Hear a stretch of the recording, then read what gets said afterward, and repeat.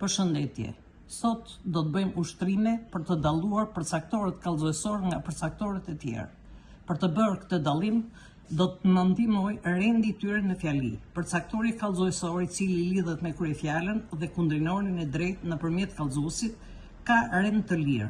Mund të zhvendoset kudo në fjali pa e prishur kuptimin e saj, ndërsa përcaktori i zakonshëm që lidhet drejt për drejt me kryefjalën ose kundrinorin ka një rend të ngulitur, prandaj çdo ndarje prej tij nuk bëhet. Librin e ri e lexova me dashuri të madhe.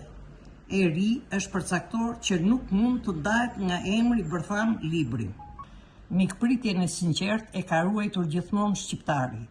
Është përcaktor kallëzuesor. Grupi mikpritjen e sinqertë mund ta zhvendosim në fjali pa prishur kuptimin. Të sinqertë e ka ruajtur gjithmonë mikpritjen shqiptari. Këtu përcaktori kallëzuesor është vendosur në fillim të fjalisë. E ka ruajtur gjithmonë të sinqertë mikpritjen shqiptari.